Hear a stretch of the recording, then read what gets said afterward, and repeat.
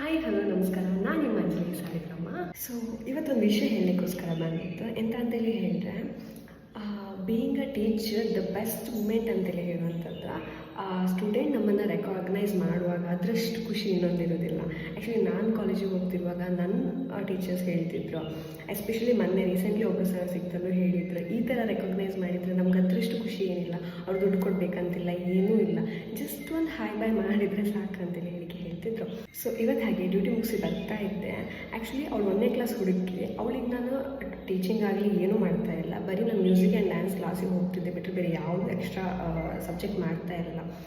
But ಆ ಒಂದು ನನ್ನನ್ನು ಕಂಡ್ರು ಕೂಡಲೇ ಅಂಜಲಿ ಮ್ಯಾಮ್ ಅಂತ ಓಡಿ ಬಂದಂಥ ರೀತಿ ಒಂಥರ ತುಂಬ ಖುಷಿ ಆಗುತ್ತೆ. ಎಂತಕ್ಕಂತ ಹೇಳಿದರೆ ನಿಮ್ಮ ಲೈಫ್ ಅದೊಂದು ದ ಬೆಸ್ಟ್ ಮೂಮೆಂಟ್ ಅಂತಲೇ ಹೇಳ್ಬೋದು. Being a teacher a proud moment ಅಂತೇಳಿ ಹೇಳಿದರೆ ಇದೆ ಅಂತೇಳಿ ಹೇಳಿ ಅನಿಸುತ್ತೆ. ಅವರು ಆ ಹುಡುಗಿ ಮಾಡಿದಂಥ ರೀತಿ ಆಗಿರ್ಬೋದು, ಅಷ್ಟು ದೂರದಿಂದ ಕರೆದಂಥ ರೀತಿ ಆಗಿರ್ಬೋದು. ಈ ವಿಡಿಯೋ ಅದ್ರ ಮೇಲೆ ಎಕ್ಸ್ಟ್ರಾ ಕ್ಲಿಪ್ಪನ್ನು ಆ್ಯಡ್ ಮಾಡುತ್ತೆ, ಸೊ ದ್ಯಾಟ್ ನಿಮ್ಗೆ ಗೊತ್ತಾಗ್ಬೋದು. So I am very happy for that.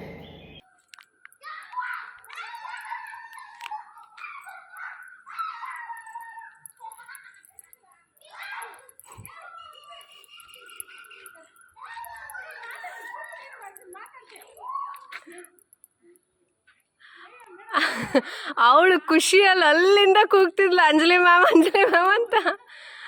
Hi, how are you? Come here.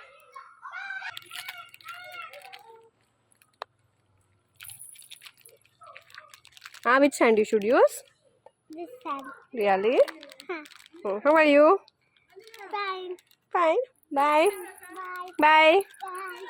ಇವತ್ತಿನ ಈ ವಿಡಿಯೋ ಇಷ್ಟ ಆದರೆ ಲೈಕ್ ಮಾಡಿ, ಶೇರ್ ಮಾಡಿ ಅಂತೇಳಿ ಹೇಳ್ತಾ ಹೀಗೆ ಸಪೋರ್ಟ್ ಮಾಡ್ತಾ ಇರಿ. ನೆಕ್ಸ್ಟ್ ವಿಡಿಯೋದಲ್ಲಿ ಸಿಗ್ತೇವೆ. ಬಾಯ್.